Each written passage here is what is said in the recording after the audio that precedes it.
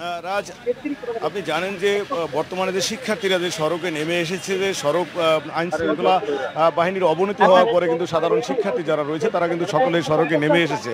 আমি এই মুহূর্তে রয়েছি ঢাকা টাঙ্গাইল মহাসড়কের ঠিক বাইপাইল এলাকাটা। এই এলাকাটি আপনি জানেন যে অত্যন্ত ব্যস্ততম একটি এলাকা। এই এলাকাটিতে কিন্তু এসে আমরা দেখেছি যে এখানে শতাধিক শিক্ষার্থী শুধু এই বাইপাইল এলাকায় কাজ করতেছে এবং পুরো সাভারে কিন্তু প্রত্যেকটা মোড়ে মোড়ে রয়েছে।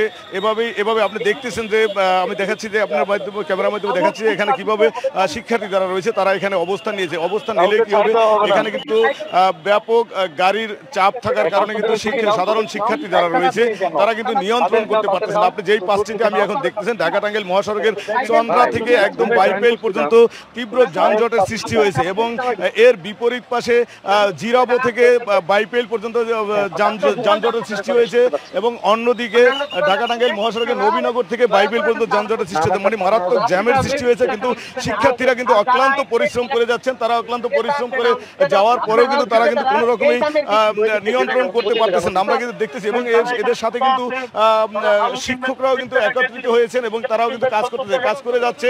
আনসার বাহিনী, শিক্ষক থেকে শুরু করে এবং শিক্ষার্থী যারা রয়েছে তারা কিন্তু সকলে সম্মিলিতভাবে কাজ করতেছে। কাজ করলেও তারা কিন্তু কোনো রকমই কিন্তু নিয়ন্ত্রণ করতে পারতেছে না যানজট। রাজ, এই ছিল আমার কাছে ঢাকা টাঙ্গাইল মহাসড়ক থেকে বাইপাইল এলাকা থেকে এখনকার মতো সর্বশেষ তথ্য। রাজ, জি লিটন, আপনাকে অসংখ্য ধন্যবাদ।